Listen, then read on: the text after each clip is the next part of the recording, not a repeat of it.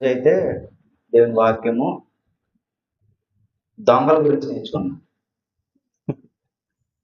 ఎవరి గురించి గట్టి చెప్పండి. దొంగల గురించి. దొంగల గురించి చెప్పేటప్పుడు మీరు దొంగరని చెప్పను, కానీ అది మీకే అర్థమవుతుంది. మీరు దొంగలో కాదా ఎవరికి తెలుస్తుంది? మీకే తెలుస్తుంది. దొంగల గురించి మనం నేర్చుకుంటున్నాం. తెలుసుగా దొంగలను ఆయన ఎవరంటారు?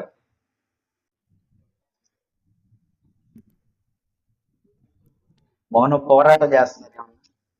దీక్ష ఏమన్నా మౌన దీక్ష ఏమైనా చేస్తున్నారా? చెప్పండి, దొంగలను ఎవరంటారు? నేను గట్టి క్వశ్చన్ అడగట్లేదు. దొంగలని ఎవరంటారు?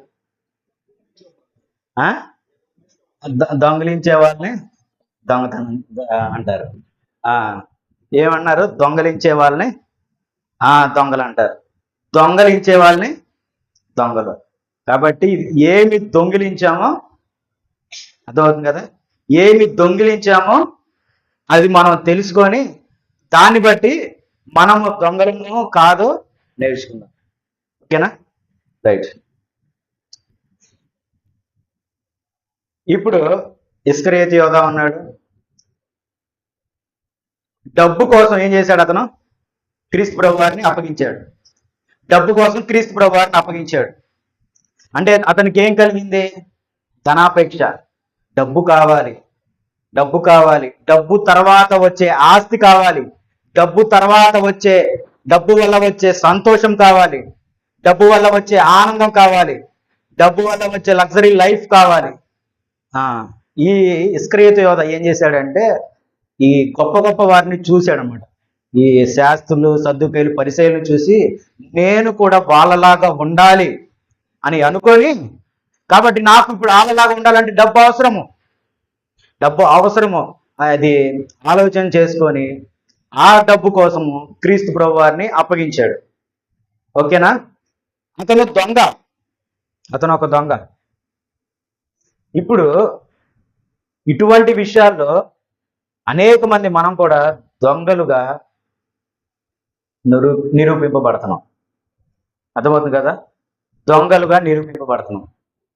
ఎలాగనేది నేర్చుకుందాం. అయితే మలాకి గ్రంథంలో కూడా చెప్పాడు, మీరు దొంగలుగా ఉన్నారని. ఈ పరిసయ్యులు, సద్దూకయ్యులను కూడా గద్దించారు. ఈ పరిసయ్యులు, సద్దూకయ్యులు ఈరోజు కొంచెం ప్రాముఖ్యంగానే వాళ్ళు ఉంటారు. ఎందుకంటే వాళ్ళని చూపిస్తూనే దొంగలు అని చెప్తూనే మరి వాళ్ళ ప్రవర్తన కలిగి మనమేమన్నా దొంగలుగా ఉంటున్నామేమో అన్న ఆలోచన మీరు ఆలోచన చేసుకోండి. ముందుగా అయితే మార్కు సువార్తకి వెళ్ళండి.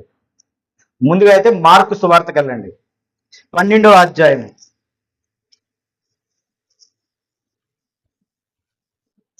మార్కు సువార్త 12వ అధ్యాయం 41వ వచనం చూడండి దయచేసి. ఆయన కానుక పెట్టె ఎదుట కూర్చోండి. ముందు చదవము. 38 చదువు. 38.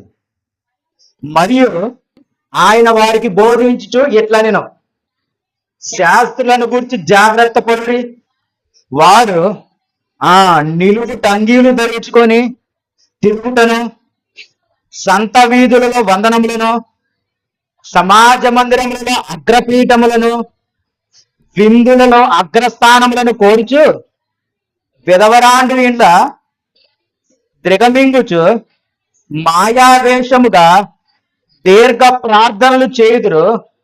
వీరు మరి విశేషముగా శిక్ష పొందుదురనిను. మరి విశేషముగా శిక్ష. ఈ శాస్త్రులు, సద్దుకయ్యులు పెద్దటి అంగీలు వేసుకుంటారంట. అంటే తల ఇక్కడ నుండి మెడక నుండి కింద వరకు అంగీలు వేసుకొని సంత వీధుల్లో తిరుగుతూ వందనాలు చెప్పాలి. వాళ్ళకి గొప్పవాళ్ళు కదా, వందనాలు చెప్పాలి. వందనాలు చెప్పకపోతే మళ్ళీ వాళ్ళ కోపం వస్తుంది. నేను గొప్పవాడిని, ఈడి భేదవాడు, ఈడు నాకు వందనాలు చెప్పడేంటి అని ఆ ఆలోచన వాళ్ళకు ఉంటది. మేము గొప్పవాళ్ళం, దేవుడు మమ్మల్ని గొప్పగా పుట్టించాడు కాబట్టి మీరు మాకు వందనాలు చెప్పాలి, మీకు సలాం చేయాలి, మేము రాంగలోనే సలాం చేయాలి అన్న ఆలోచన ఈ పరిసయ్యులు, సద్దూకయ్యులకి ఉంటూనే ఇంకా మాట్లాడుతున్న మాట ఏంటండి? వాళ్ళ గురించి జాగ్రత్త పడని అంటున్నాడు క్రీస్తు ప్రభు వారు. వారు నిలువుటంగిలు ధరించుకొని తిరుగుతున్న సంత వీధుల్లో వందనములు, సమాజ మందిరములు, అగ్రపీఠములు.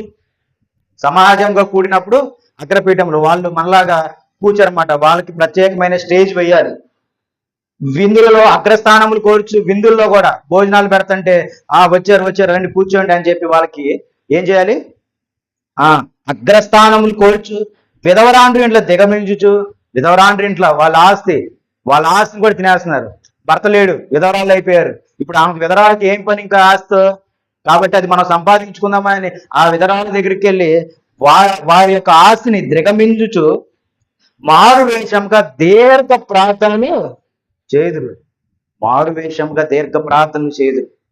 ఈ పరిసయ్యులు సద్దుకయ్యులు ఆ కాలంలో దీర్ఘ ప్రార్థనలు చేశారో లేదో నాకు తెలియదు, కానీ ఇప్పుడు ఇటువంటి వారి గురించి జాగ్రత్త పడండి అంటున్నాడు. కొంతమంది ఉన్నారు దీర్ఘ ప్రార్థనలు చేయొచ్చు, దీర్ఘ ప్రార్థనలు మాయావేషంగా దీర్ఘ ప్రార్థనలు చేదురు, వీరు మరి విశేషంగా శిక్ష పొందుదురు అని. అర్థమైంది కదా? ఇప్పుడు ఈ ఇక్కడ ఒక మీటింగ్ జరుగుతుంది అనుకోండి, పరిసయ్యులు సద్దుకయ్యులు రాంగలోనే వాళ్ళకి లేచి దండం పెట్టేయాలి. ఎందుకంటే వాళ్ళు గెస్టులు గొప్పోళ్ళు కదా, వాళ్ళకి ఇష్టమైన టైంకి వస్తారు. వాళ్ళకి సరైనట్టు టైం ఉండదు. వాళ్ళు ఏ టైంకి వచ్చినా, చివరికి ముగింపు వచ్చినా సరే లేచి వాళ్ళకి ఏం చేయాలి? మళ్ళీ వాళ్ళకి అగ్రపీఠాలు వేయాలి, కుర్చీలు వేయాలి. వాళ్ళకి కుర్చీల్లో వేసి కుర్చీల్లో కూర్చోబెట్టాలి. లేకపోతే మరి గొడవలు అయిపోతాయి, వాళ్ళకి విభేదాలు వచ్చేస్తాయి. వాళ్ళు అది కోరుకుంటున్నారు, అగ్రపీఠాలు కోరుకుంటున్నారు. భోజనాల్లో కూడా మాకు ఒక అగ్రస్థానం కావాలి. పక్కన వేరే పక్కన బేదంటే వారితో కూర్చోరు, వాళ్ళకంటూ సపరేట్గా పెట్టాలి. వాళ్ళకి మరి చిన్న ప్లేట్ పెడితే వీళ్ళకి పెద్ద ప్లేటు, వారితో సమానంగా ఈ ప్లేట్ పెట్టావేంటి అని అంటూ ఉంటారు.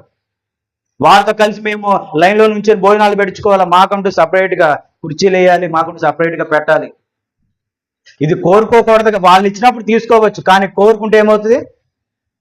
కానీ వీళ్ళు కోరుకుంటున్నారు.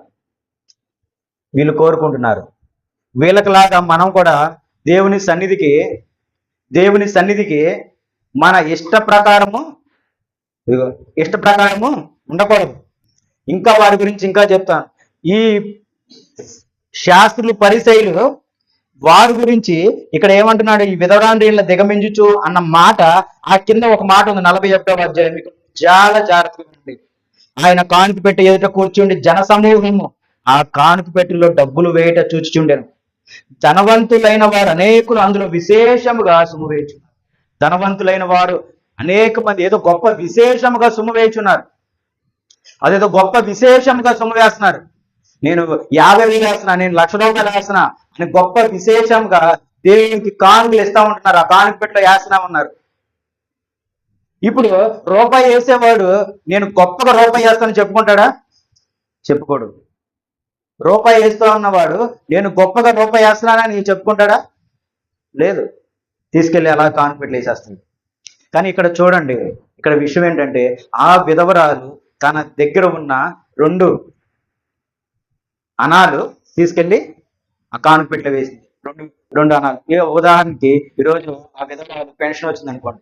పెన్షన్ ఎంత వస్తుంది? 2,000, 4,000 పెన్షన్. ఈ 4,000 పెన్షన్ తీసుకెళ్ళి ఎక్కడ వేసింది? 4,000 పెన్షన్ తీసుకెళ్ళి ఎక్కడ వేసింది? కానుక పెట్టెలో వేసింది. అంటే దేవునికి మొత్తం ఏం చేసింది? ఇచ్చేసింది. క్రీస్తు ప్రభువారు కొంచెం దూరంగా ఉండి ఆవిడ్ని అబ్జర్వ్ చేస్తున్నాడు, ఆ విధవరాలను అబ్జర్వ్ చేస్తున్నాడు. విధవరాలను అబ్జర్వ్ చేసి పరిశీలించి శిష్యుల్ని పిలుచుకొని వీళ్ళందరిలో కంటే శ్రేష్టమైన కానుక ఇదిగో ఆ విధవరాలు వేసింది. ఎంత వేసింది? తన దగ్గర ఉన్నదంతా తీసుకెళ్ళి అందులో వేసింది. ఆ విధవరాలకి ఏముంటుంది? ఏమీ ఉండదు.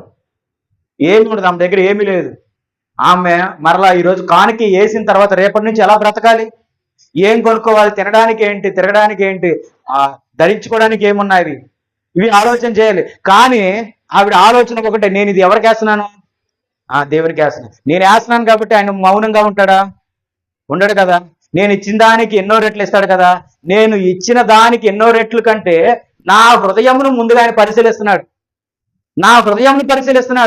నేను ఒక 10,000, నాకు ₹1,00,000 నుండి 10,000 ఇస్తే అది గొప్ప విషయం కాకపోవచ్చు. కానీ నా హృదయాన్ని చూస్తున్నాడు.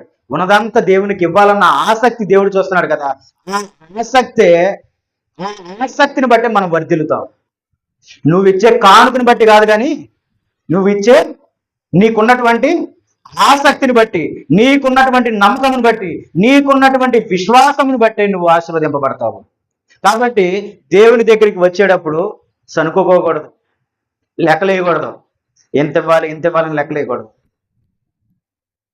దేవునికి సిద్ధపాటు కలిగి దేవుని దగ్గర తీసుకొని రావాలి, ఇచ్చేయాలి.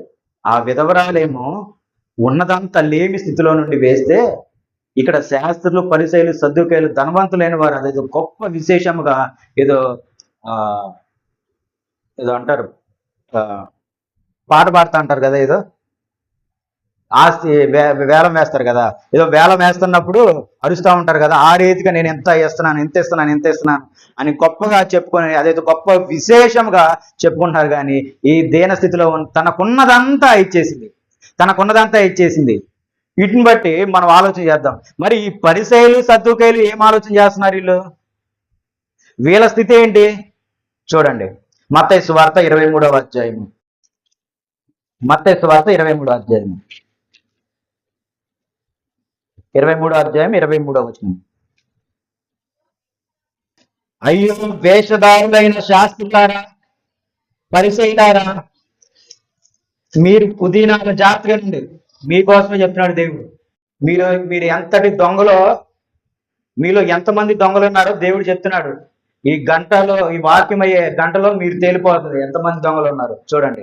అయ్యో వేషధారులైన శాస్త్రులారా, పరిసయ్యులారా, మీరు పునాదిలోను, సోపులోను, జీలకర్రలోను 10వ వంతు చెల్లించి ధర్మశాస్త్రంలో ప్రధానమైన విషయములను అనగా న్యాయమును, కనికరమును, విశ్వాసమును విడిచిపెట్టితిరి. ఏం విడిచిపెట్టారు? అసలు ఫస్ట్ గా అయ్యో వేషధారులైన శాస్త్రులారా, పరిసయ్యులారా, మీరు పునాదిలోను, సోపులోను, జీలకర్రలోను, సరే నేనేమో పుదీనాలను, సోపులను, జీలకర్రలను 10వ వంతు చెల్లించేశారంట. అంటే ప్రతి విషయమునందును చెల్లిస్తున్నారు. 10వ వంతు చెల్లిస్తున్నారు. అయితే ధర్మశాస్త్రంలో ప్రధానమైన విషయములను అనగా న్యాయములను, కనికరమును, విశ్వాసమును ఏం చేశారు? వాళ్ళు విడిచిపెట్టేశారు. అంటే రెండింటి గురించి మాట్లాడుతున్నాడు. నీ దగ్గర 2 గేదెలు ఉంటే ఒక గేదెను ఏం చేస్తున్నావు? తీసుకొస్తున్నావు. ఓకేనా? నీ దగ్గర గొర్రెలు ఉంటే గొర్రెలు తీసుకొస్తున్నావు. నీ దగ్గర ఉన్న బియ్యం ఉంటే బియ్యం తీసుకొస్తున్నావు. నీ దగ్గర ఉన్న ఇంకేమైనా కూరగాయలు ఉంటే కూరగాయలు తీసుకొస్తున్నావు. ఇలాగ అన్ని రకాలు దేవునికి తీసుకొస్తున్నావు. ఇది మటుకి నువ్వు జరిపిస్తున్నావు, కానీ ప్రధానమైనటువంటివి మటుకి నువ్వు జరిపించట్లా. న్యాయము, విశ్వాసము నీలో కనపడట్లా. అటువంటివి నువ్వు ఆచరించట్లా. ఈ రెండింటి విషయాల్లో నువ్వు పుదీనాలో ఇవ్వాల్సింది నాకు ఇస్తున్నావు, కానీ విశ్వాసం మటుకు నువ్వు విడిచిపెట్టేస్తున్నావు. అంటూ ఈయన ఏమంటున్నాడు? వాటిని మానక వీటిని చేయవలసి ఉండెను. అర్థమవుతుంది కదా? వాటిని మానక వీటిని చేయవలసి ఉండడం. ఇప్పుడు వరకు ఏం చేశాడంటే ఆ పుదీనాలో తీసుకొచ్చి 10వ వంతు ఇచ్చాడు. విశ్వాసం మట్టికి వదిలిపడేశాడు. ఇప్పుడు ఆ క్రీస్తు ప్రభు వారు ఏం చెప్తున్నాడు? వీటిని మానక వీటిని కూడా చెయ్యాలి. వీటిని మానక అంటే అర్థం ఏంటి? ఇవి వేయాలి, ఇవి వేస్తూనే ఇవి కూడా చెయ్యాలి. Very good. ఈరోజు మనకు విశ్వాసము, నమ్మకము ఎంత బలంగా ఉన్నప్పటికీ మనం ఇప్పుడు ఏం చేయాలి? 10వ వంతు చెల్లించాలి. ఇప్పుడు మనం చెల్లిస్తున్నామా? మనం 10వ వంతు చెల్లిస్తున్నామా లేదా? 10వ వంతు చెల్లిస్తున్నామా లేదా? చెల్లించట్లా. 10వ వంతు చెల్లించట్లా. చాలా మంది 10వ వంతు చెల్లించట్లా, దాచుకుంటున్నారు. కాబట్టి మిమ్మల్ని ఏమంటున్నాడు? దొంగలు. ఇప్పుడు ఇస్కరియోతు యోధ క్రీస్తు ప్రభువారిని అప్పగించి తన ధనాన్ని దోచుకొని ఎలాగ సంతోషపడుతున్నాడో, దేవుడికి ఇవ్వవలసింది ఇవ్వకుండా మీరు కూడా దాచుకొని ఇస్కరియోతు వలె మీరు కూడా ఏమవుతున్నారు? దొంగలుగా పిలవబడుతున్నారు. అర్థం చేసుకోండి, సరిగ్గా ఉండాలి. అర్థం చేసుకోండి. దేవునికి చెందవలసినవి, దేవునికి ఇవ్వవలసినవి ఇవ్వాలి. ఇప్పుడు ఏమంటున్నాడు అంటే, పుదీనాలను 10వ భాగం ఇచ్చావు కదా, జీలకర్రలో ఇచ్చావు కదా, అంటే ప్రతి విషయంలో వాళ్ళు ఇస్తున్నారు, కానీ విశ్వాసం నిర్లక్ష్యం పెట్టారు, న్యాయ విధులను నిర్లక్ష్యం పెట్టారు. ఇప్పుడు అవి ఉండాలి అంటున్నాడు, ఇవి ఉండాలి అంటున్నాడు. ఇప్పుడు మనలో అవి సగమే వేస్తున్నాం, ఇవి సగమే వేస్తున్నాం. ఇప్పుడు మనల్ని దేవుడు ఇంకెట్లా పిలుస్తాడు? దొంగలమే. ఇంకా మనం దొంగలమే. దేవుని సన్నిధికి వచ్చి దేవుని పేరట పిలువబడుతున్నాం, మనము ఏమవుతున్నాం? దొంగలం. ఈ పదం, దొంగలైన పదం, చాలా సామాన్యంగా ఇదిగా తీసుకోవద్దు. నిన్ను నువ్వు ప్రశ్నించుకో అంటున్నాడు. నన్ను దేవుడు దొంగ అంటున్నాడు. నీకు పౌరుషం రావట్లేదా? ఆనందంగా ఉందా దొంగ అంటే? సంతోషంగా ఉందా దొంగ అంటే? దేవుడే నిన్ను దొంగ అని పిలుస్తున్నాడు. నిన్ను సృష్టించిన సృష్టికర్త నిన్ను దొంగ అంటున్నాడు. ఈ దొంగని నేను పుట్టించాను అని అంటున్నాడు. వీడు నా దగ్గర అన్ని తీసుకుంటున్నాడు, కానీ ఇవ్వవలసిన వాటికి వెనకాడుతున్నాడు, చెల్లించాల్సినవి వెనకాడుతున్నాడు. ఆలోచన చేయండి.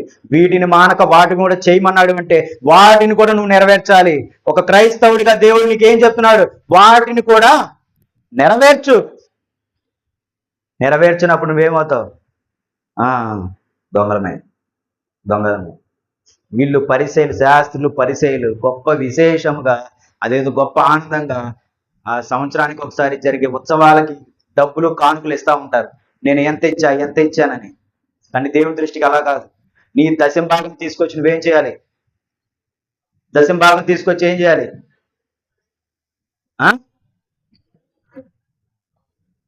దశంభాగం తీసుకొచ్చి ఆ విధవరాలు కానుక పెట్టులో ఎలాగ వేసిందో మీరు కూడా ఇందులో వేయటమే. మళ్ళీ ప్రత్యేకించి అయ్యగారికి ఇచ్చి ప్రార్థన చేయండి, అదే ఉండదు. నువ్వు ఇచ్చే కానుక ఎవరు చూస్తున్నాడు? మరి దేవుడు చూస్తున్నప్పుడు నేను ప్రార్థన చేసేది ఉంటుందా? ఇంకా ఇచ్చేది ఎవరిస్తారు? చెప్పండి. దేవుడు ఇస్తాడు. నువ్వు మనసులో అనుకున్నావు నేను దశంభాగం, అంతకంటే ఎక్కువ తగ్గద్దు, అంతకంటే ఎక్కువ తీసుకురండి. దశంభాగమైనా అంతకంటే శ్రేష్టమైన ఏదైనా తీసుకొచ్చి నువ్వు ఎక్కడ వేయాలి? కానుకట్లో ఎవరు చూస్తున్నారు? నేను చూడట్లా, మీరు ఎవరు చూడట్లా. మీరు వేసే కానుక ఎవరు చూస్తున్నారు? దేవుడు చూస్తున్నాడు. కాబట్టి మీకు ఇచ్చేది ఎవరు? మీరు చూసిన దానికంటే ఎక్కువ ఇచ్చేది ఎవరు? దేవుడు. కాబట్టి మీకు కానుక ఎక్కడ వేయాలి? కానుకపెట్టులోనే వేయాలి. అర్థమైందా? ప్రార్థన అంటే వచ్చి చేర్చుకోండి, పర్లేదు. ఎంత ఇచ్చారు ఏంటి అనేది సమస్య కాదు. తీసుకొచ్చి ఎక్కడ వేయాలి? కానుకపెట్టు. మీరు 10 రూపాయలు వేస్తే 10 రూపాయలు వేశారు కాబట్టి దాని ఫలితమే వస్తుంది. 1000 రూపాయలు వేస్తే 1000 రూపాయలు వేశారు కాబట్టి దాని ఫలితమే, 1,00,000 రూపాయలు వేశారు కాబట్టి దాని ఫలితమే మీకు వస్తుంది. కాబట్టి మనం కొన్ని నేర్చుకోవాలి. దేవుడు మనకి ఎల్లప్పుడూ మైండ్లో ఉండాలి. ఆరాధనకు వచ్చే ప్రతిసారి నువ్వు దేవుని దృష్టిని పెట్టుకొని రావాలి.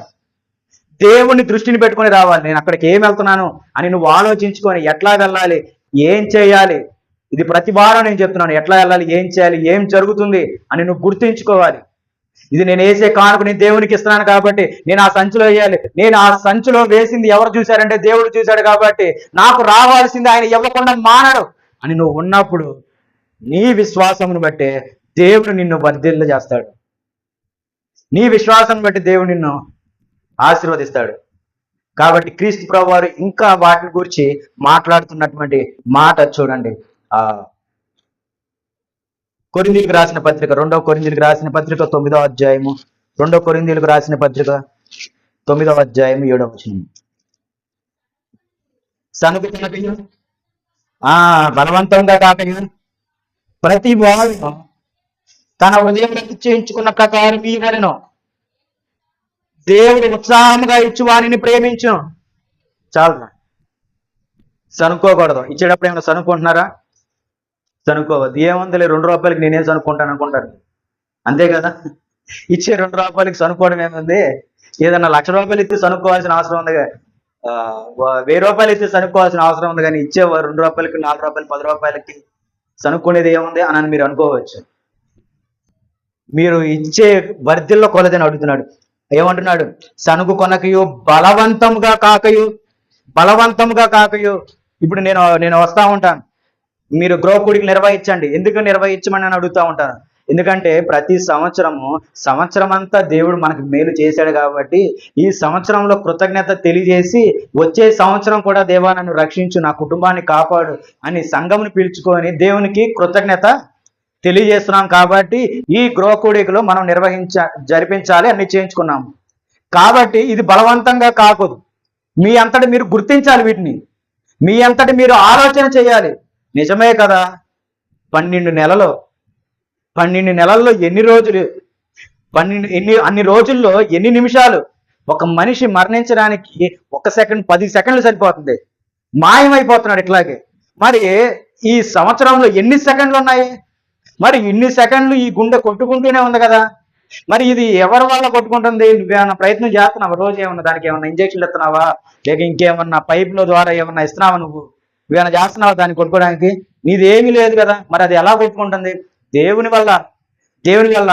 మరి అన్ని సెకండ్లు అది కొట్టుకుంటూనే ఉంది. నువ్వు దేవునికి కృతజ్ఞత తెలియజేయడానికి నీకు రావటంలా? తెలియజేయాలి కదా. ఈ సంవత్సరం అంతా ఎన్నిసార్లు డాక్టర్ దగ్గరికి వెళ్తాము, ఎన్నిసార్లు డాక్టర్కి వేస్తాము, మందులు కొట్టికి ఎన్నిసార్లు తిరిగి ఉంటాము, మింగిన మందులు ఎన్నిసార్లు మింగుంటాము, ఎన్నిసార్లు నువ్వు డబ్బు వృధా చేసి ఉంటావు. ఇప్పుడు ఆ డబ్బు అంతా అడుగుతున్నాడు దేవుడు. అందులో సగానికి సగం, పావు వంతు, అంటే 1 నెలలో ఖర్చు పెట్టిన దాంట్లో సగము దేవుని ఆరాధనకు, దేవుని ప్రార్థనకు, కూడికకు మనం ఉపయోగిస్తాం. ఆలోచన చేయండి. సనుగకయు బలవంతంగా కాకయు ప్రతివాడును తన హృదయంలో నిశ్చయించుకున్న ప్రకారము ఇయ్యవలెను. ఇప్పుడు ఏదో గొప్పగా వాక్యం చదివించి మీకు తెలియజేయాలని కాదు, నేర్చుకోవాలని. అర్థమవుతుందా? ఏం చేయాలి? వాక్యం ఎందుకు చెప్తున్నాడు దేవుడు మీకు? నేర్చుకోవాలి. నేర్చుకోండి దొంగలారా, బుద్ధి తెచ్చుకోండి. దొంగలారా, నా వాక్యమును నెరవేర్చండి అంటున్నాడు. వచ్చిన డబ్బులను తీసుకొని బీరువాలను జేబుల్లోనూ పెట్టుకోవద్దు. కానుక తీయండి దేవునికి. ఈరోజు పనికి ఎంత జీతం ఎంత వస్తుంది? పనికి 400, 700, సరే ఎంత 100 రూపాయలు వచ్చినాయి అనుకోండి. ఇందులో మనం ఎంత తీయాలి దేవునికి? 100 రూపాయలకి ఎంత తీయాలి? 10 రూపాయలు. 200కి చెప్పేదేనండి. 800కి 80 రూపాయలు. 200కి 20 రూపాయలు. కాబట్టి మనం వాటిని తీయాలి. ముందు అసలు 10వ భాగం నెరవేర్చు ఫస్ట్. అంటే నువ్వు ఫ్యూచర్లో వర్ధిల్ల కొలది అనేది నువ్వు ఇవ్వగలుగుతావు. వర్ధిల్ల కొలది 10ని దాటి నువ్వు ఎంత నేర్చుకోవచ్చు ఇంకా నీ వర్ధిల్ల కొలది. అయితే కనీసం 10వ వంతు కూడా మనం చెల్లించలేకపోతున్నామా? ఈ 200 తెచ్చిన 200 నువ్వు దాచేసుకుంటున్నావు. దేవునికి ఎప్పుడు ఇస్తున్నావు? దేవునికి ఎప్పుడు తీసుకొస్తావు? ఆలోచన చేయి. వెనకబడి ఉన్నావు, అందుకే దొంగలు అంటున్నాడు. నీకు మరి ఆ డబ్బులు ఇచ్చింది ఎవరు? దేవుడే ఇచ్చాడు. ఆ పని కల్పించింది ఎవరు? దేవుడే ఇచ్చాడు. దేవుడే ఇస్తున్నాడు. ఆ పనిని ఏర్పాటు చేసిన పనులు కల్పించింది దేవుడే నీకు ఇస్తున్నాడు. వాటిని కూడా నువ్వు నీ కష్టాలు, నీ నష్టాలు అని నువ్వు తినేస్తా ఉంటున్నావు. ఇక్కడ మరలా వచ్చిన చదువుతా. సనుగకయు బలవంతంగా కాకయు ప్రతివాడును తన హృదయములో నిశ్చయించుకున్న ప్రకారం ఇవ్వలను. దేవుడు ఉత్సాహంగా ఇచ్చేవాడిని ప్రేమించును. మరలా చెప్తున్నా, మరలా నువ్వు 2 రూపాయలు తీసుకొని ఉత్సాహంగా ఇచ్చాను నన్ను ప్రేమిస్తాడంటే అవదు. నువ్వు ఇచ్చేదానికంటే దోచుకున్నది ఎక్కువైపోతుంది. అర్థమవుతుందా? ఇచ్చేదానికంటే దోచుకున్నది ఎక్కువైపోతుంది. అందుకే మనం ఇంకా దేవుని దృష్టికి వ్యర్థముగా ఉంటున్నాము. పొలాన్ని పండించావు, ఏం తీసుకురావాలి? శ్రేష్టమైనది 10వ భాగం తీసుకురావాలి. జీతం వచ్చింది, ఏం చేయాలి? తీసుకురావాల్సిందే. మనం దేవుని ఆజ్ఞను నెరవేర్చు వారంగా ఉన్నాము. దేవుని ఆలోచనను జరిపించు వారంగా ఉన్నాము. దేవుని మాటను నెరవేర్చు వారంగా ఉన్నాము. మనం దొంగలుగా కాదు, క్రీస్తు నామమున పిలువబడుతూ దొంగలుగా మనం ఉండట్లేదు. అందుకే పరిశీలన పిలిచి ఏమంటున్నారు? మీరు పుదీనాలలో 10 వంతు, జీలకర్రలో 10 వంతు, సోంపులో 10 వంతు ఇస్తున్నారు, కానీ మీ న్యాయమును విశ్వాసమును నాకు ఇవ్వట్లేదు. కాబట్టి మీరు అది జరిపించాలి, ఇది కూడా జరిపించాలి అని వాళ్ళని పిలిచి చెప్తున్నాడు. ఇప్పుడు మనలందరినీ పిలిచి న్యాయ విధులు విశ్వాసములలో మీరు ఎడతెగక ఉన్నారు. అయితే మీ పుదీనాలో, మీ జీలకర్రలో, మీ సోంపులో 10వ భాగం నాకు ఇవ్వట్లేదు. కాబట్టి మీరు ఇది అది కూడా చేయాలి. ఇప్పుడు మీకు విశ్వాసం ఉంది కదా, మంచిది. నమ్మకం ఉంది, నిరీక్షణ ఉంది, చాలా మంచిది. కానీ ఇప్పుడు మనం ఏం చేయాలి?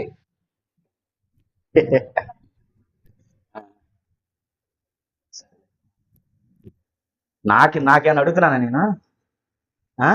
మరి ఎందుకు మనసు రావట్లా? ఎంతమంది వాక్యం వినట్లేదా మీరు? వాక్యం వినట్లేదా? జాగ్రత్తగా ఇష్టమైన వాక్యం కాదు, దొంగలు అంటున్నాను. మిమ్మల్ని మీరు పిలిచానని వాళ్ళే ఫీల్ అవుతున్నారు. అయ్యగారు నాకే చెప్తున్నాడని మీకేమైనా ఫీల్ అవుతుందా? అందరికి వాక్యం అందరికి ఒకరికే అని చెప్పి ఫీల్ అవ్వకండి. అందరికి అది దేవుడి మాట. బయటికి వెళ్తే నేను ఎట్లాంటి మాటలు మాట్లాడతాను మళ్ళీ? ఉండదు. ఇక్కడే మాట్లాడాలి, ఇక్కడే గద్దింపు, ఇక్కడే సరి చేసుకోవాలి, ఇక్కడే అన్నీ ఉండాలి. ఆలోచన చేయండి. మనకిచ్చే ప్రతి రూపాయి దేవుడిచ్చిందే. మనకిచ్చే ప్రతి రూపాయి దేవుడు మనకిచ్చింది. కాబట్టి ఆ రూపాయి ఇచ్చాడు కాబట్టి ఆయన రూపాయిని అడగట్లా. 10 పైసలు అడుగుతున్నాడు. 10 పైసల కాడ నుంచి 11, 12, 15 పైసలు, 20 పైసలు రూపాయి ఇచ్చేసిన దేవుడు ఇంకా గొప్పగా ఆశీర్వదిస్తాడు. నువ్వు 10వ వంతు నుంచి స్టార్ట్ చేసినప్పుడు నువ్వు ఎంత ఇచ్చావో అదే రీతిగా నువ్వు ఆశీర్వదింపబడతావు. 10 ఇచ్చినప్పుడు 10 విధంగానే ఆశీర్వదింపబడతావు. అందుకే దేవుని వాక్యం రాయబడింది, నువ్వు ఏది విత్తావో అదే కోస్తావు. నువ్వు 10 ఇచ్చావు కాబట్టి నీకు 10 వస్తుంది. నువ్వు 20 ఇచ్చినప్పుడు 20, మొత్తం పూర్తిగా రూపాయి ఇచ్చినప్పుడు రూపాయి. గొప్ప వ్యాపారం కదా? గొప్ప వ్యాపారం. నిజమే. దేవుడు ఆశీర్వదిస్తాడు, అట్లాగా ఆశీర్వదిస్తాడు. అందుకే అంటున్నాడు, చాలా మంది మీలో సనుక్కుంటున్నారమ్మ, ఆశీర్వదింప నాకు ఇచ్చేటప్పుడు మీరు సనుక్కుంటున్నారు, బలవంతంగా ఇస్తున్నారు. సంతోషంగా ఇచ్చేవాడిని ఆయన ఏం చేస్తున్నాడు? ప్రేమిస్తున్నాడు.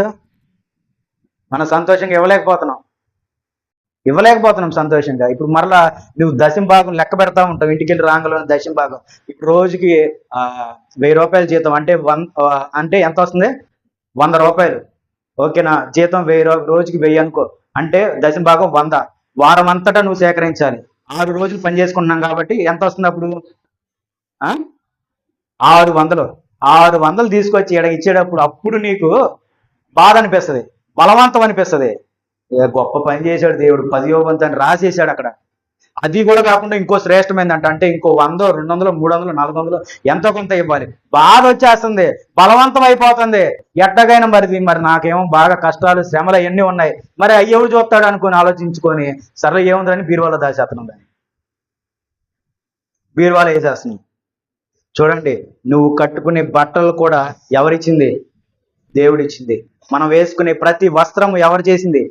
దేవుడు. ఆ పట్టు పురుగు నుంచి ఆ వస్త్రాలు తీయటం ఏంటంటే ఏం జ్ఞానం అది? ఎవరిచ్చారు ఆ జ్ఞానము? దేవుడిచ్చాడు.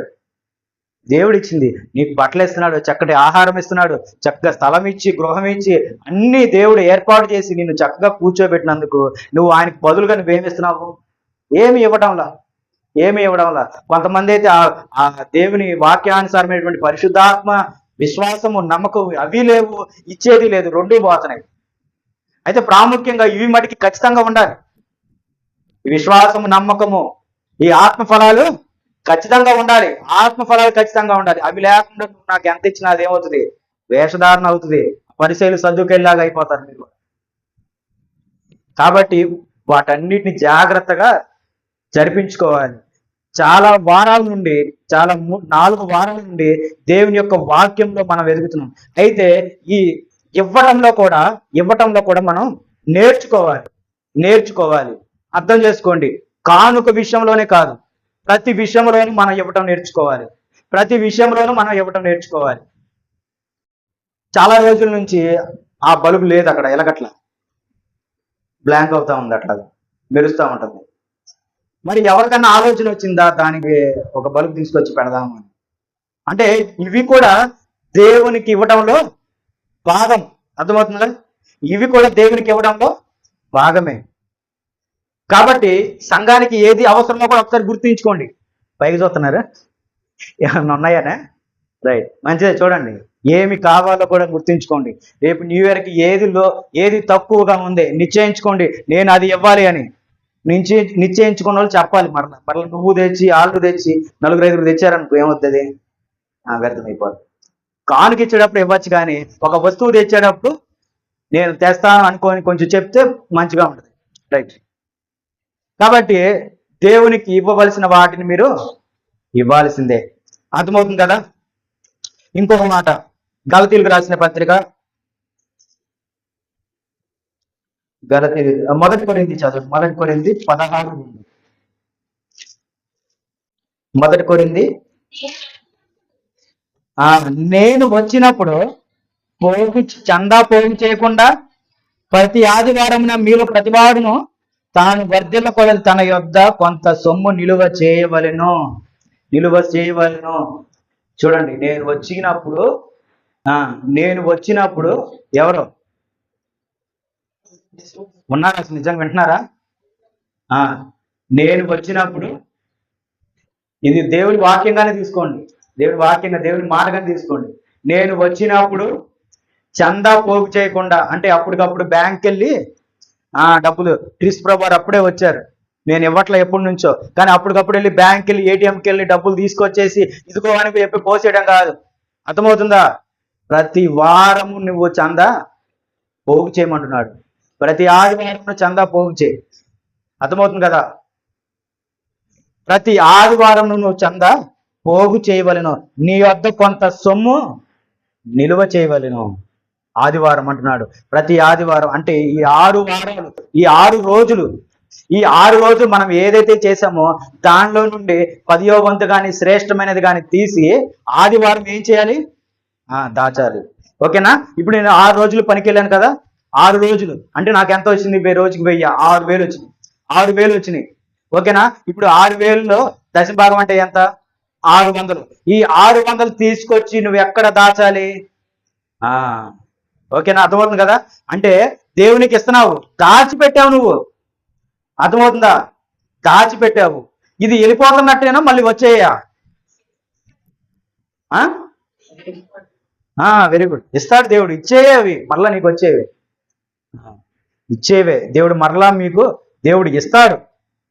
దీంట్లో ఎటువంటి డౌట్ లేదు. దేవుడు ఖచ్చితంగా మీకు ఇచ్చాడు. అందుకనే అవి దేవుడు ఇస్తాడని నమ్మాలి. కాబట్టి సనుకుకయో బలవంతంగా కాకయో సంతోషంగా దేవుడు ఇవ్వమంటున్నాడు మిమ్మల్ని. కాబట్టి దానికి సిద్ధపడండి. దేనికి? ఇవ్వటానికి సిద్ధపడండి. దేవుని దగ్గరికి తీసుకురావడానికి సిద్ధపడండి. దేవుడు చెప్పినది నెరవేర్చడానికి సిద్ధపడండి. దేవుడు అడిగినది ఇవ్వడానికి సిద్ధపడండి. మీరు దేవుడు ఇచ్చినటువంటి డబ్బును మీరు మరలా మీ కోసం వాడుకోవడానికి మీరు దాచుకున్నప్పుడు దేవుడు మిమ్మల్ని ఏమంటున్నాడు? దొంగలుగా పిలుచుకుంటున్నాడు, దొంగలుగా చూస్తున్నాడు, దొంగలుగా పిలుస్తున్నాడు. ఆలోచన చేయండి, చాలా జాగ్రత్తగా ఆలోచన చేయండి. మలాకి గ్రంథం 3వ అధ్యాయము 8 నుండి 10 వచనాలు జాగ్రత్తగా చదవండి. మలాకి గ్రంథము 3వ అధ్యాయము 8 నుండి 10 వచనాలు. ఈ మాట కూడా చాలా జాగ్రత్తగా వినండి. చదువురా. మానవుడు దేవుని యొద్ద దొంగిలిస్తాడా? ఆగరా అయ్యా, మానవుడు దేవుని యొద్ద దొంగిలిస్తాడా? దొంగలిస్తాడా? ఏమన్నా చెప్పండి, ఏమేమి దొంగలిస్తాడు చెప్పండి? సమయం, ఇంకా ఫస్ట్ వచ్చేదే అది నోటి నుంచి. ఎందుకంటే మనకు బాగా తెలుసు, అది సమయం దొంగలిస్తామని బాగా తెలుసు. సమయం, ఇంకా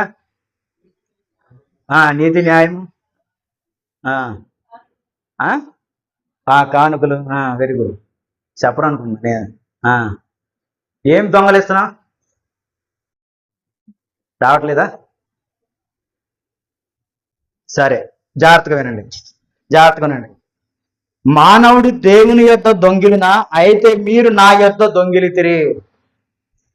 మానవుడు దేవుని యొద్ద ఏమన్నా, దేవుని దగ్గర నుంచి ఏమన్నా దొంగిలితాడా అంటే దొంగలేస్తారు. దేవుని యొద్ద నుండి వచ్చినదే మీరు దొంగలేస్తున్నారు. దేవుని యొద్ద నుండి వచ్చిన సమయాన్ని మీరు దొంగలేస్తున్నారు. దేవుని యొద్ద నుండి వచ్చిన ధనాన్ని మీరు దొంగలేస్తున్నారు. ఓకేనా? చూడండి, అది కూడా ఏమంటున్నాడు చూడండి. అయితే మీరు నా యొద్ద దొంగిలితిరి. మిమ్మల్ని గురించే మాట్లాడుతున్నాడు, మనందరిని గురించి మాట్లాడుతున్నారు. మీరు నా యొద్ద దొంగిలితిరి. ఏమి దొంగిలించామని మీరు ప్రశ్నిస్తారు ఇప్పుడు.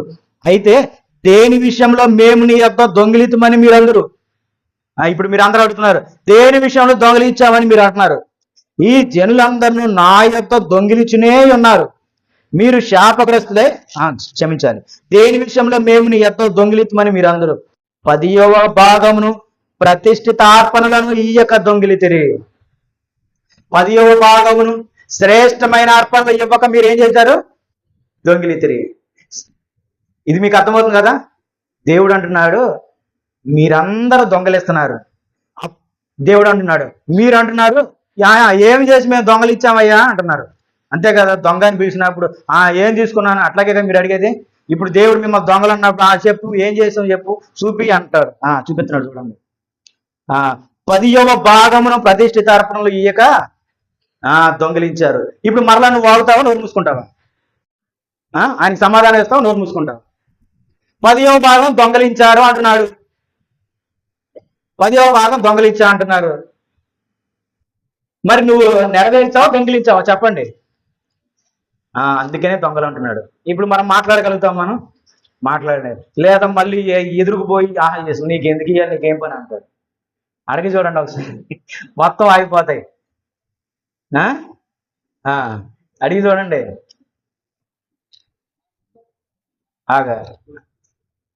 కాబట్టి ఆలోచన చేయండి. ఈ జనులు నా యొద్ద దొంగిలిచునే ఉన్నారు. మీరు శాపగ్రస్తులై ఉన్నారు. నా మందిరంలో ఆహారం ఉండినట్లు 10వ భాగం అంతయు మీరు నా మందిరపు నిధిలోనికి తీసుకొని రండి. కొదువు లేకుండా మందిరంలో కొదువు లేకుండా అడుక్కోవాల్సిన పని లేకుండా ఎప్పటికప్పుడు మన దగ్గర ఉంచాలి. మీరు తీసుకొచ్చినప్పుడు అవి నిలవ ఉంటాయి. వాటి విషయమై మనం జరిపించుకుంటాము. అర్థమవుతుందా? 10వ వంతు మీరు నా మందిరపు నిధిలోనికి తీసుకొని రండి. దీన్ని చేసి మీరు నన్ను శోధించిన ఎడల నేను ఆకాశ వాకిండ్లను విప్పి పట్టజాలనంత విస్తారముగా దీవెనలు కొమ్మరించదని సైన్యములకు అధిపతియగు యెహోవా సెలవిచ్చుచున్నాడు. ఎంత గొప్పగా రాయబడింది చెప్పండి, మాట చెప్పండి. మొదటిగా అంటున్నాడు చూడండి, నన్ను చూడండి, నేను ముగించేస్తాను, చాలా జాగ్రత్త ముగిస్తాను. నా యొద్ద మీరు దొంగిలిస్తున్నారు అని దేవుడు అంటుంటే మీరు అన్నారు ఏమి దొంగిలిచ్చామని అన్నారు. 10వ భాగం ప్రతిష్ఠిత అర్పణలు మీరు దొంగలించేశారు. నాకు ఇవ్వకుండా మీరు దాచేసుకుంటున్నారు. నా మొహాన 10, 20 పడేస్తున్నారు. అది కూడా సినిగిపోయింది, అది కూడా మార్చిపోయింది. చాలా మంది అట్లాగే ఎత్తున్నారు, సరిగ్గా లేనిది ఎట్టాగా ఉన్నారు. ఇలాగ ఉండి నా దగ్గరికి తీసుకొని వచ్చి మీరు ఇస్తున్నారు. ఇప్పుడు దేవుడు అంటున్నాడు దాన్ని ఎందుకు చెయ్యాలి అంటే సంఘంలో మందిరంలోనికి వాటిని తీసుకొని రావాలి, పోగు చేయాలి. అప్పుడు మీరు ఇన్ని రోజులు మీరు దోచుకొని నాకు ఇవ్వకుండా దోచుకున్నారు కదా, వాటి విషయమై మీకు శ్రమ వేదనే కలిగింది. మీరు సంతోషంగా ఏమి ఆస్తులు అంతస్తులు ఏమి కట్టుకోలే. మీరు నాకు ఇవ్వకుండా ఉంచుకున్న దానివల్ల మీరు శ్రమ వేదనే కలిగింది. అయితే మీరు నాకు ఇచ్చిన నిమిషమున ప్రతిదీ దేవుడు లెక్క కట్టి మీకు ఇస్తున్నాడు. ఆకాశ వాకిండ్లను విప్పి పట్టజాలనంత విస్తారంగా దేవుడు ఇస్తున్నాడని ఇంక మాట సైన్యములకు అధిపతియగు యెహోవా సెలవిచ్చుచున్నాడు అని అంటున్నాడు. ఊరికే చెప్పట్లా, సైన్యములకు అధిపతి. ఆ పదాలు కూడా చూడండి. అంటే ఇది ఖచ్చితంగా నెరవేర్చే వాక్యము, ఖచ్చితంగా నెరవేర్చే మాట. దేవుడు ఇస్తానంటున్నాడు. ఆకాశ వాకిండ్లను విప్పి కుమ్మరిస్తానంటున్నాడు. వద్దా? వద్దు. నాకు ఆయన ఇచ్చేది లేదు, పెట్టేది నాకేడ కనపడుతుంది అది. ఇప్పుడు నేను 10వ వంతు ఎత్తా, మళ్ళీ నాకు విశ్వాసం కోల్పోతా నేను. కాబట్టి విశ్వాసం నెపం చూపించి దేవుడు నాకేం చేస్తాడంటే నేను ఇచ్చిన 10,000 కూడా అన్ని చేసుకుంటాను. అర్థమవుతుంది కదా? ఇచ్చేటప్పుడు బాగానే ఇస్తాం, అయ్యగారు చెప్పాడు కానీ చెప్పి 10,000 తీసుకొచ్చి ఇచ్చేస్తాం. కానీ వెనకాల నమ్మకం విశ్వాసం వస్తాయారా? అసలు మామూలుగానే మీరు నిర్వర్తించాల్సిన పని మీరు సరిపట్ల. సరైనటువంటి సక్రమంగా చేసే పనులు, దేవుడు మీకు ఇచ్చినటువంటి బాధ్యతని మీరు నిర్వర్తించట్లా. మీరు దేవుడు ఇచ్చినటువంటి బాధ్యతను నిర్వర్తించకుండా మీరు కానుకలు తేవాల్సినటువంటి అవసరం లేదు. ముందు బుద్ధి జ్ఞానము నేర్చుకోండి, దేవుని చిత్తమును నేర్చుకోండి, విశ్వాసము నమ్మకమును మీలో ఉంచుకోండి బలంగా. అప్పుడు అటువంటి వారు దేవుని సన్నిధి కానుక తీసుకురావాలి. అంతటి వరకు మీరు 10, 20 ఇచ్చుకోండి. అది దేవునికి వెళ్ళవో నాకు వెళ్ళవో, ఎటో పోతాయి అవి. అర్థమవుతుందా? దేవునికి వెళ్ళవు, నాకు వెళ్ళవు, మాకు అవసరం లేదు అలాంటివి. దేవుల్లో ఉన్నటువంటి వారు క్రమంగా దేవుని సన్నిధికి వచ్చే వాళ్ళే ఆ కానుకలు మాకు కావాలి. అట్టి కానుకలే దేవుడు తీసుకుంటాడు. దేవుడు తీసుకొని కాడికి మాకెందుకు? ఆయనే తీసుకున్నప్పుడు దేవుని సన్నిధిలో ఉండి మేమేం తీసుకుంటాం? మాకు అవసరం లేదు. కాబట్టి దేవుని యందు భయభక్తులు కలిగి క్రమంగా శ్రద్ధగా వచ్చినటువంటి వారి కానుకలేవి ఇక్కడ తీసుకుంటాం. నేను మరలా చెప్తున్నాను, మీరేమి శాస్త్రులు పరిచయలు కాదు. మీకు ఇక్కడ రాంగలోనే మీకు కుర్చీలు పట్టాలు వేసి మీకు మర్యాదలు చేయడానికి మీరు జాగ్రత్తగా సమయాన్ని పాటించకుండా మీరు ఇష్టానుసారంగా వస్తే మంచిగా ఉండదు. ప్రతి ఒక్కరికి చెప్తున్నాను. ఇవాళ కూడా వచ్చారు, వదిలేస్తున్నాను. కానీ ఇట్టి విషయాన్ని దేవుడు హెచ్చరిస్తున్నాడు. నా మాటగా కాదు, దేవుడు హెచ్చరిస్తున్నాడు. ఆలోచన చేయండి. మనమే ఇక్కడ గెస్టులం కాదు, దేవుని బిడ్డలము. అర్థమవుతుందా? దేవుని బిడ్డలము. మీరు సరైనటువంటి సమయానికి మీరు వచ్చి కూర్చోవలసిందే. ఇది కూర్చోవడం వల్ల ఆయన పట్ల మీకున్న విధేయత మీరు కనబరుస్తున్నారు. ఆయన పట్ల మీకున్నటువంటి లోబడే తత్వాన్ని మీరు కనబరుస్తున్నారు. మీకు 100 పనులు ఉండొచ్చు, అవన్నీ ముందుగానే మీరు ముగించుకోవాలి. అర్థమవుతుందా? 5 గంటలు వేసినా నాకు పని అవ్వట్లేదు అని అంటే 3 గంటలకి లేదు. అసలు నిద్రపోవాల్సిన పని కూడా మీకు లేదు. నాకు లేట్ అవుతుంది అంటే నిద్రపోవద్దు. దేవుడి పనిని కరెక్ట్గా నిర్వర్తించే అంతకంటే గొప్ప పని ఏముంటుంది చెప్పండి? నిన్ను సృష్టించిన సృష్టికర్త పనిని జరిపించే అంతకంటే గొప్ప పని ఏముంటుంది నీ జీవితంలో? మనకి ఆలోచన చేయండి. క్రమశిక్షణ నేర్చుకోకపోతే మనం ఎంత సంపాదించింది ఎంత ఇచ్చినా ఏమవుతుంది? అది వ్యర్థమవుతుంది. కాబట్టి ఆలోచన చేయండి. ఇక్కడ ఎవ్వరు గొప్పవాడు ఇక్కడ సంఘంలో ఎవరైనా ఉన్నారా? నేను గొప్పవాడిని అనడానికి ఎవరైనా ఉన్నారా? లేరు. నేను 9 గంటలకి వస్తున్నాను అంటే దేనికి వస్తున్నాను? పిల్లలు కొంచెం బయటకు వెళ్ళిపోండి. 9 గంటలకి నేను వస్తున్నానంటే దేనికి వస్తున్నాను చెప్పండి? దేవుని పనే కదా నాకు. ఆయన ముఖ్యము. ఆయన ఆలోచన బుర్రలో ఉంది. ఎప్పుడు ఉందంటే ఎప్పుడు ఉంటుంది. శనివారం నేను సిద్ధపడాలి. రేపు ఆదివారము పడుకునే దినాలు కాదు అవి, పడుకునే టైం కాదు అది. దేవుని సన్నిధికి వెళ్ళే టైం నాది. నేను టైం గురించి మరలా మిమ్మల్ని ఖండిస్తున్నాను. బుద్ధి తెచ్చుకోండి. దేవుని సమయాన్ని దొంగలిస్తున్నారు. దొంగలుగానే మీ పేర్లు చదువుతాను. నేను చెప్తున్నాను, ఇందులో ఎటువంటి సిగ్గు లేదు. మిమ్మల్ని అందరూ నేను దొంగలుగానే చదువుతాను. మీకు ప్రభురాత్రి భోజనం ఉండదు. మీ కానుకలు స్వీకరింపబడవు. మీ కానుకలు ఇక్కడ ఎవరు తీసుకోరు. ఇక్కడ దేవుని యందు భయభక్తులు కలిగి క్రమాన్ని గౌరవించి క్రమంలో ఉండినటువంటి వారికే. మిగతా వారికి ఎవరు దేవునికి ఇష్టంగా ఉండట్లా.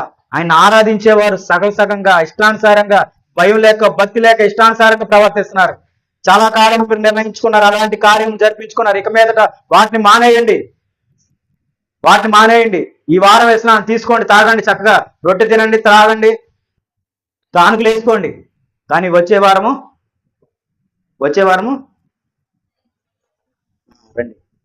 రండి. నేను జాగ్రత్తగా చెప్తున్నాను. మరి అయ్యగారు జోకేస్తున్నాడు, వాక్యం చెప్పుకుంటున్నాడు అనుకుంటున్నారా? మీరు ఏ పని అన్నా కానీ నాకు అనవసరం.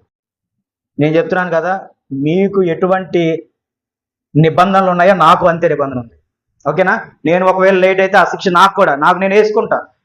100% నేను వేసుకుంటా. ఆ శిక్ష నేను వేసుకుంటా. కాబట్టి మీకు కూడా శిక్ష అనేది వర్తిస్తుంది. గుర్తుపెట్టుకోండి. కూర్చోమంటాను, కూర్చోండి, చక్కగా కూర్చోండి, చక్కగా నడిపించుకోండి. కానీ నేను చేయవలసిన వాటికి ఖచ్చితంగా చేస్తాను. మీరు గనక అట్లాంటి నెగ్లిజెన్స్తో ఉన్నారు అంటే, ఇది దేవుని మందిరము. 40 సంవత్సరాలు మనం నేర్చుకున్నది ఏంటంటే, ఇది క్రమంగా నేర్చుకుంటున్నాము. 40 సంవత్సరాలు నేను నీకు ఏం నేర్పించానని దేవుడు అడిగినప్పుడు మీరు ఏం చెప్తారు? సగం రమ్మని నేను చెప్పానా? మీకేమన్నా సగం డబ్బులు ఇమ్మని మీకేమైనా చెప్పానా? మౌనంగా ఉండమని చెప్పానా? నిద్రపోమని నేను చెప్పానా మీకు? మరి ఇవన్నీ చెప్పని కాడికి మీరెందుకు నా సన్నిధికి వచ్చి మందిరానికి వచ్చి చేస్తున్నారు? గట్టిగా మిమ్మల్ని మీరు ప్రశ్నించుకోండి.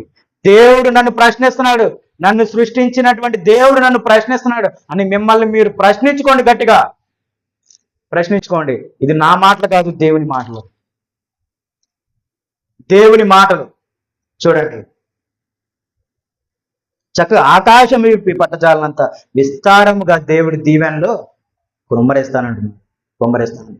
ఈరోజు నాకు వచ్చేటటువంటిలో నేను 10వ భాగం చెల్లించాలి. మీరు ఎంతమంది అయితే పనులకు వెళ్తున్నారో, ఎంతమంది అయితే ఉద్యోగాలకు వెళ్తున్నారో, రోజువారీ కూలి వస్తుందా? రోజువారీ 10వ వంతు దాచండి. నెలకి వస్తుందా? నెలకు దాచండి. అది దేవునికి ఇచ్చిన తర్వాత అదే మీ జీతం. అర్థమవుతుందా? దేవునికి ఇచ్చిన తర్వాత ఈరోజు 800 నా జీతం అనుకోండి, పనికి 800. ఆ పని ఆయన నాకు 800 ఇస్తానన్నాడు, 800 ఇస్తానన్నాడు కాబట్టి దేవునికి 10వ ఎంత ఇవ్వాలి అంటే 80 రూపాయలు దేవునికి ఇచ్చేయాలి. ఇప్పుడు నీ జీతం ఎంత అవుతుంది? 720 రూపాయలు. అదే నీ జీతం. అర్థమవుతుందా? మీరు ముందు నిర్ణయించుకోండి. నీకు 300 ఇస్తానంటున్నాడు, అప్పుడు అందులో 30 రూపాయలు ఏమవుతుంది? దేవుడిది. అప్పుడు మీ జీతం ఎంత అవుతుంది? 270 రూపాయలు. అంటే రోజుకి నీ జీతం ఎంత? 270 రూపాయలు దేవుడు నీ జీతానికి ఇస్తున్నాడు. మీరు అలా ఆలోచన చేసుకుంటేనే కానీ దేవుడు అడిగినది మీరు ఇవ్వలేరు. ఇది ఈ కానుక అనేది 10వ భాగం అనేది ఎవరు అడిగారు? అయ్యగారు అడిగాడా? అయ్యగారు ఏమైనా బలవంతం చేస్తున్నాడా? దేవుడే కదా. ఎవరు? నువ్వు ప్రార్థించే దేవుడే కదా. నువ్వు రోజు మోకరించే దేవుడే కదా చెప్తుంది నీకు కదా. ఈ రోజు నుంచి మీరు ప్రార్థించేటప్పుడు ఈ 10వ భాగం ఖచ్చితంగా మీ మైండ్లోకి వస్తుంది. మీరు అది ఇవ్వకుండా మీరు ప్రార్థన చేస్తే ఆ ప్రార్థన దేవుడికి అంగీకారం కాదు. ఈరోజు మరలా దేవుడు వాక్యానుసారం గద్దించాడా లేదా? పెన్షన్ వచ్చిన వాళ్ళు ఏం చేయాలి? ఎంత వస్తుంది పెన్షన్? 4000. 4000 ఎంత ఇవ్వాలి దేవునికి? ఏం చేస్తున్నారు 400? చెప్పండి అమ్మ, ఏం చేస్తున్నారు 400? దేవునికి తీసుకోవాలి, దేవునికి ఇవ్వాలి, దేవునికి ఇవ్వాలి. ఆ 10వ భాగం, అందులో 10వ భాగం తీసుకొచ్చి దేవునికి ఇవ్వాలి. నెలకి కనీసం 4 వారాలు ఉన్నాయి కదా. 4 వారాలు ఉన్నాయి. పెన్షన్ తీసుకునే వాళ్ళకి 4 వారాలు ఉన్నాయి. ఇప్పుడు వాళ్ళని వారానికి ఏం చేయాలి?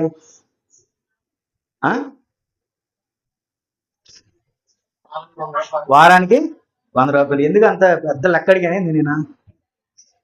అదే అంటే ఒకేసారి ఇచ్చేటప్పుడు పెద్ద అమౌంట్ అయిపోద్ది. మళ్ళీ అదే బలవంతంగా ఇష్టం లేకుండా ఇప్పుడు 4 వారాలు ఇచ్చేస్తే ఏమవుతుంది? దాచుకొని వారానికి ఒక 100 ఇచ్చేయచ్చు. పెన్షన్ కాబట్టి మీరు జాగ్రత్తగా వాటిని వాడుకోండి. మీరు పనులకు వెళ్ళరు కాబట్టి జాగ్రత్తగా వాడుకోండి. అయితే దేవుడు గొప్పగా ఇచ్చేవాడు కాబట్టి మీరు ఇచ్చిన దేవుడు ఏం చేస్తున్నాడు? మీకు ఇచ్చేస్తున్నాడు.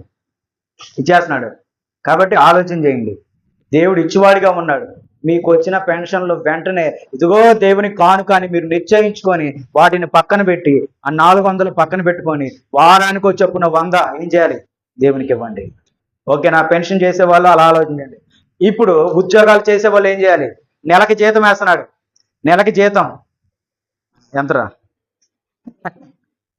సరే, నెలకి జీతం 20,000 అనుకోండి. ఎంత తీయాలి? 2,000. అప్పుడు నీ జీతం ఎంత అవుతుంది? 18,000 నీ జీతం. అర్థమవుతుందా? ఈ 18,000లో నువ్వు సేవింగ్ చేసుకుంటావు, ఏం కొనుక్కుంటావు, అది నీ ఇష్టం. అర్థమవుతుందా? అది నీ ఇష్టం. ఇప్పుడు 20,000 కూడా దేవుడు ఇచ్చినాయే నీకు. ఈ 2,000 ఆయన అడుగుతున్నాడు అంటే 18,000 దేవుడు నీకు ఇచ్చినాయే. ఆలోచన చేయండి. ఎట్లాగ మన జీవితంలో మనం ఎదగాలి? ఆయన ఏమంటున్నాడు? నా సన్నిధికి తీసుకొచ్చినప్పుడు ఆకాశ వాకిన్లు ఇప్పి పట్టజాలనంత విస్తారంగా నేను ఇస్తానంటున్నాడు. ఇచ్చే ప్రతిసారి అడగండి, ఇలాగే అడగండి. ఆదివారం కానుక తీసుకొస్తున్నాడు, నువ్వు ఇంటికి ప్రార్థన చేసుకో. అయ్యా, నీ ప్రభరాత్రి భోజనానికి నేను సిద్ధపడ్డాను, నీకు కానుక ఇవ్వడానికి సిద్ధపడ్డాను, నువ్వు పట్టజాలనంత విస్తారంగా ఇస్తానంటున్నావు కదా. అయ్యా, నేను ఏదైతే ఇస్తున్నానో అది నీ సన్నిధికి చేర్చుకొని నీ చిత్త ప్రకారము నాకు అనుగ్రహించు అని అడిగినప్పుడు దేవుడు ఇస్తాడు. నీకు దేవుడు ఇస్తాడు. మనం వేసే కానుక ఎవరు చూస్తున్నారు? ఇక్కడ వేసే సంచిలో ఎవరు చూస్తున్నారు? నాకు కనపట్ల నువ్వు ఎంత వేసావు, కానీ ఎవరు చూశారు? దేవుడు చూశాడు. దేవుడు చూశాడు కాబట్టి దేవుడు నీకు ఇస్తున్నాడు. నా చేతికి ఇచ్చినంత మాత్రం ఏముండదు. ప్రార్థన చేయమంటే చక్కగా చేస్తాను. మీ ఉద్యోగాలందరి కోసం, మీ అందరి ఉద్యోగాలు స్థిరపడడం కోసం నేను చేస్తాను. అట్లాగే ఉద్యోగాలు కావాలి అనుకుంటున్నాం. ఇప్పుడు ఏదైనా ఉద్యోగం కావాలి, గవర్నమెంట్ ఉద్యోగాలు కావాలనుకుంటున్నాం, మంచి సాఫ్ట్వేర్ ఉద్యోగాలు కావాలనుకుంటున్నాము. దేవునిలో నిలబడండి. ఉద్యోగం అంటే దాని అర్థం ఏంటి? మీరు జీతం తీసుకుంటున్నారు, డబ్బులు తీసుకుంటున్నారు. డబ్బులు ఇవ్వగానే ఉద్యోగం చేయండి చేస్తావా? డబ్బులు ఈయన ఉద్యోగం చేయండి చేస్తావా? చేయం కదా. ఏదైనా అంతే. డబ్బులు ఈయన ఉద్యోగం చేయమంటే ఎవరు చేయరు. ఇప్పుడు డబ్బులు ఇస్తున్నారు కాబట్టి నువ్వు ఉద్యోగం చేస్తున్నావు. నీకు ఇచ్చే జీతంలో నిశ్చయించుకోండి, దేవా నేను తీసుకొస్తానని నిశ్చయించుకొని నువ్వు నిలబడినప్పుడు దేవుడు నీ ఆసక్తిని చూసి నీకు ఉద్యోగాన్ని ఇవ్వడానికి సిద్ధంగా ఉన్నాడు. ప్రతి వారం ప్రతి నెల నేను నెరవేరుస్తాను. నేను ఏదైతే నిబంధన చేసుకున్నానో ఆ నిబంధనని, ఏదైతే మొక్కుబడి చేసుకున్నానో ఆ మొక్కుబడి నేను నెరవేరుస్తాను అని నువ్వు అనుకున్నప్పుడు, హృదయంలో నిశ్చయించుకున్నప్పుడు దేవుడు అది నీకు ఇస్తాడు. ఇప్పుడు మనం రోజువారి పని చేసుకుంటున్నాం, ఓకేనా? పని చేసుకున్న వారము మీరు కూడా మీ వారంలో కలిగినది ముందుగా దేవునికి తీసుకోండి. చెప్పాను కదా, అర్థమైంది కదా? 100 వచ్చినప్పుడు ఆ 10 రూపాయలు తీసి పక్కన పెట్టుకోండి. 6 రోజులు 6 10, అప్పుడు ఎంత అవుతుంది? 20 రూపాయలు. ఆలోచన చేయండి. దేవుడు మిమ్మల్ని గొప్పగా ఆశీర్వదించబోతున్నాడు.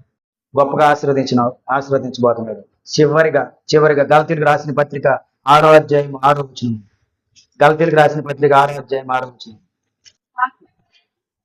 6వ అధ్యాయం 6వ వచనం. వాక్యోపదేశము పొందువాడు.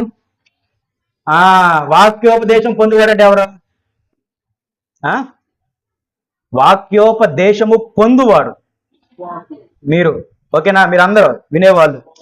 పొందువాడు ఉపదేశించువాడు అంటే ఎవరు? నాకే చెప్పండి. మంచి పదార్థములన్నింటిలో భాగం ఇయ్యాలి. చాలా మంచి పదార్థములన్నింటిలో భాగం ఇయ్యాలి. ప్రతి విషయంలోను, ప్రతి పదార్థంలోను. అందుకే ఆయన అన్నాడు, పుదీనాలో లవంగం ఉందా? లేదు. జీలకర్ర, సోంపులు, అందరూ అది 10వ వంతు వాళ్ళు ఏం చేస్తున్నారు? తీసుకొస్తున్నారు. ఆలోచన చేయండి. దేవుని వాక్యం ఈరోజు ఇవ్వటంలోనే ఉంది. ఈరోజు ఇవ్వటం నేర్పుతున్నాడు దేవుడు. ఇవ్వటాన్ని నేర్పిస్తున్నాడు దేవుడు. మీరు అది ఇవ్వకుండా ఉన్నారు కనుకే దేవుడు మిమ్మల్ని ఏమంటున్నాడంటే దొంగలుగా ఎంచుతున్నాడు, దొంగలుగా పోలుస్తున్నాడు. మీరు దొంగలని దేవుడు సంబోధిస్తున్నాడు. ఆలోచన చేయండి. నేనైతే దొంగని కాను. నేను ఎవరికి ఇవ్వాలి అంటే ఖచ్చితంగా ఇచ్చేస్తాను. పిలిచి మరీ ఇస్తా, పంపించి మరీ ఇస్తాను. అర్థమవుతుందా? రాకపోయినా పంపించి మరీ నేను ఇవ్వాల్సినటువంటిది నేను ఇస్తా. ఆ భయం నాకుంది. ఇవ్వాలి కాబట్టి నేను ఇచ్చేస్తాను. మీరు కూడా ఏం నేర్చుకుంటున్నారు? ఇప్పుడు ఇవ్వటం నేర్చుకుంటున్నాడు. ఏమి ఇవ్వాలి? దశంభాగం లేదా వర్ధిల్ల కొలది. మేము ఇప్పటి వరకు దశంభాగము నెరవేర్చాము అనుకున్న వాళ్ళు వర్ధిల్ల కొలది ఇవ్వడానికి ప్రయత్నం చేయండి.